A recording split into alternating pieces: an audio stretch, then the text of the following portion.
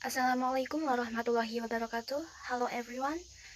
I hope you are always healthy. And to the Honorable Mom Nadia as a lecturer and all my friends who I love, thank you for coming to this presentation. Here we are from Group 5 will present material about the teaching listening. So let me introducing myself and my partner. My name is Azza Ruhaliadini and my partner are Lara Satya Yuni, Kamala Araminta Salsabil, and Rini Pratiwi. The first point will be presented by me. The first point is definition of listening. What is listening? Listening is an active and interactional process in which a listener receives speech sounds and tries to attach meaning to spoken words. The listener attempts to understand the intended message of the oral text so that he or she can respond effectively to oral communication. And then there are the listening comprehension in pedagogical research. First, listening emergence. Listening as a major component in language learning and teaching first hit the spotlight in the late 19th and 17th with James Escher, 1977, work on total physical response. Second, natural approach. In the natural approach, the language learner are in the security of listening without the anxiety of speaking. And third, comprehensible input. According Stephen Creyson, stressed the significance of comprehensible input or oral reception of language that is just a little beyond the learner's present ability. Fourth, researchers emphasize. Rubin identified 5 contextual characteristics that affect the speed and efficiency of a language. There are text, interlocutor, task, listener, and process characteristic. And then, according to Mendelssohn, great attention has been devoted to strategy-based instruction of listening comprehension. Maybe that's enough from me. The next presentation will be explained by my partner. Hi, I'm Lara Satya and I will to explain on the next presentation about an interactive model of listening comprehension. An interactive model of listening comprehension are listening is not a one-way of street. It is not merely the process of unidirectional receiving audible symbols. So, the here process, what we will call a raw speech and holds an image of it in short-term on memory. There are phrases, clauses, and cohesive markers, intonation, and stress patterns. The second, the here determines the types of speech event that is being processed. There are a conversation, a speech, and a radio broadcast. The third is the here infers the objective of the speaker through consideration of the type of speech event, the context and content. One determines whether the speaker wishes to persuade, to request, to exchange pleasantries, to affirm, to deny, and to infer. Thus, the function of the message is inferred. The fourth, the here recalls background information relevant to the particular context and subject matter. A lifetime of experience and knowledge are used to perform cognitive association in order bring plausible and interpretation to the message. Next, the here assigns a literal meaning to the utterance. This process involves a set of semantic interpretation of the surface strings meaning match. The example is if one of the students walk into your office and as you are immediately grading papers and says she has a question that she would appreciate your answer, then says, do you have a time? 6. The here assign unintended meaning to the utterance. The example here. The key human communication is the ability to match perceived meaning with intended meaning. The here determines whether information should be retained in short-term memory. Short-term memory, a matter of few seconds, is appropriate. Example, in context that's simple, call for a quick oral response from the here. And next, long-term memory is more common when say you are processing information in a lecture. And the last, the here delete the form in which the message was originally received.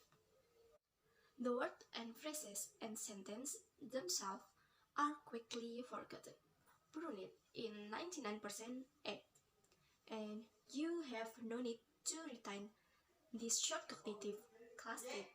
Instead, the important information. Thank you, and the next presentation will be presented by my friend. Hi Mom Nadia and all of my friends, I am Kamala Raminta Salsabil and now I will explain to all of you guys about types of spoken language. When we speak to one another, we use more than our actual words to convey meaning and get our point across. There are many features associated with spoken language that allow us to deliver informations that goes far beyond just our words. Spoken language is just as it sounds. It's language that is spoken versus language that's written or expressed non-verbally.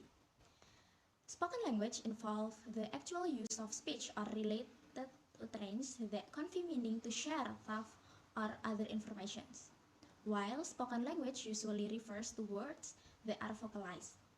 Okay, now we are going to types of speech. As you can see on the screen, there are many types of speech. Example, telephone sales, service encounter, interviews, classroom, rituals, monologues, language in actions, casual conversations, and organizing and directing people. By the way guys, do you know about agency pairs? Agency pairs is a relation between acts and that conversation contains frequently occurring patterns. The utterance of one speaker makes a certain response of the next speakers.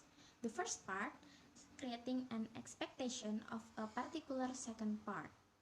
The next is types of spoken language. The 5 categories of spoken language, each used in different situations. And you can read this material in PPT, and if you feel confused, you can ask this material to me, okay?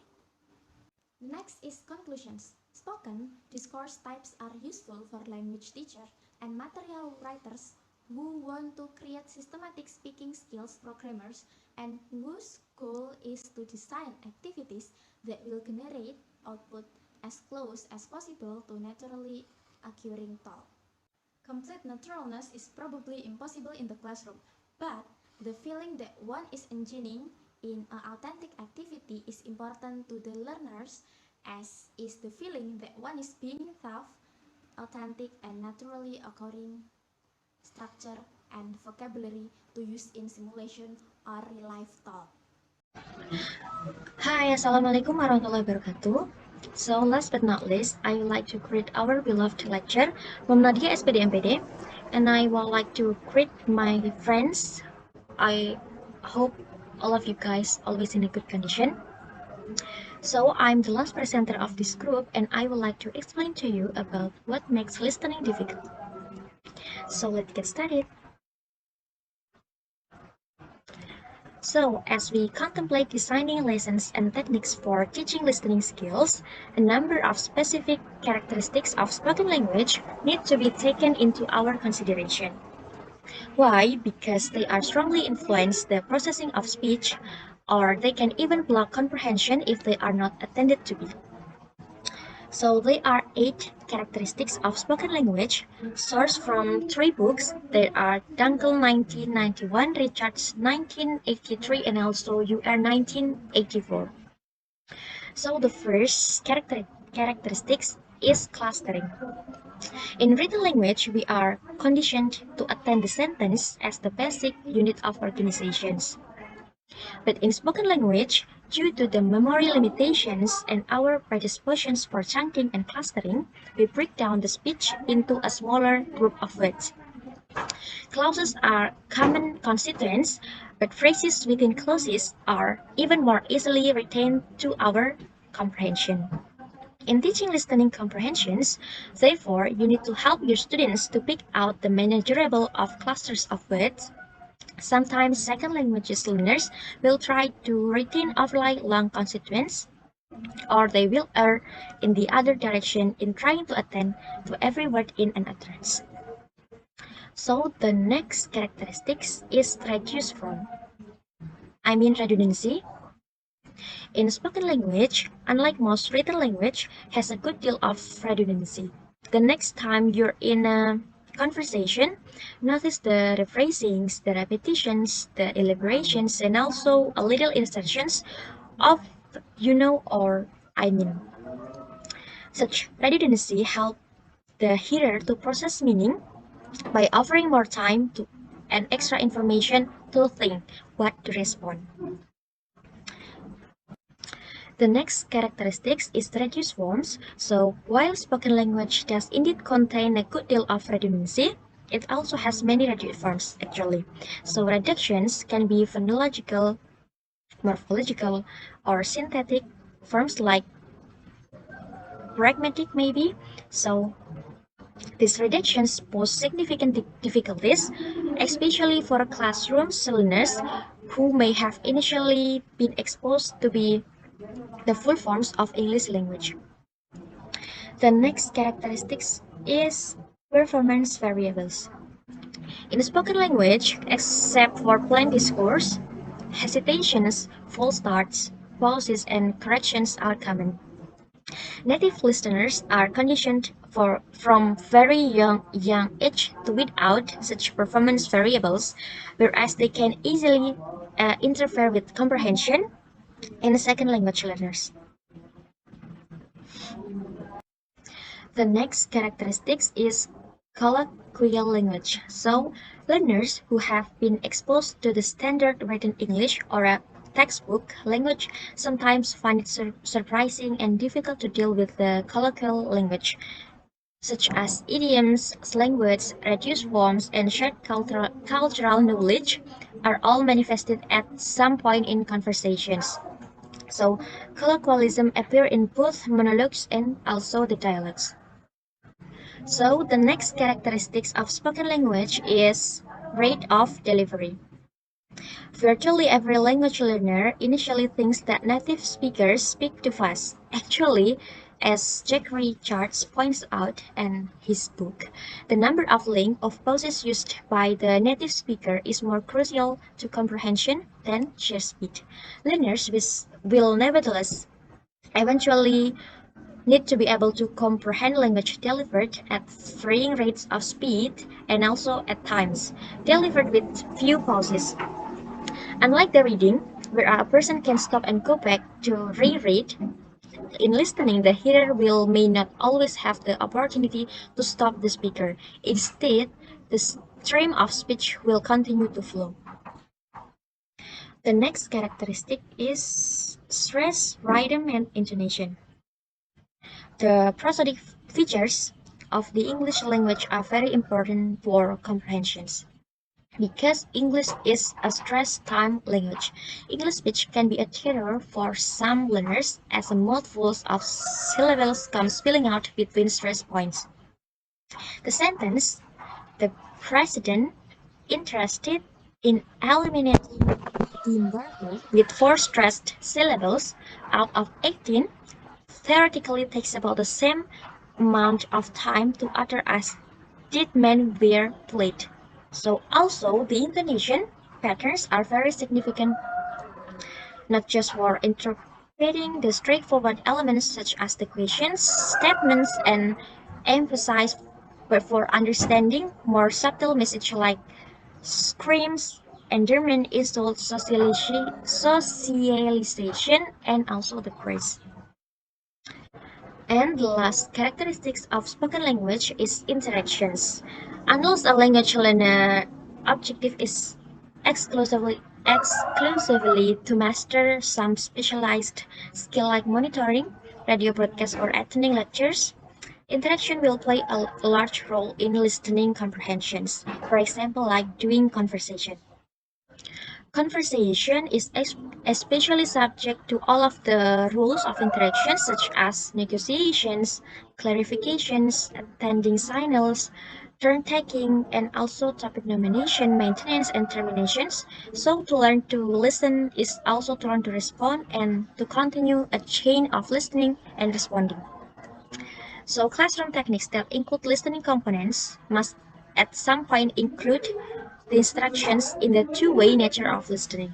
Students need to understand that good listeners in conversations are good speakers or good responders. They know how to negotiate meaning, for to give feedback, to ask for clarifications, and also to maintain people so that the process of comprehending can be complete rather than being aborted by insufficient interaction. And the next is there are some additional information about what difficult that our learners meet when they are learning the listening skills. The first is the listeners are often unable to accurately attend to messages because of four types of noise. The second is the listeners must be aware to the biases they have for speakers and also the topic speakers choose. The next, all audiences have a limited attention to spend. It must be there are a lot of distraction while they are listening something. And the last is receiver apprehension. So that's all for group 5. As the written in the slide, this presentation is all dedications from group 5 for our beloved Mom Nadia. Thank you. Wassalamualaikum warahmatullahi wabarakatuh.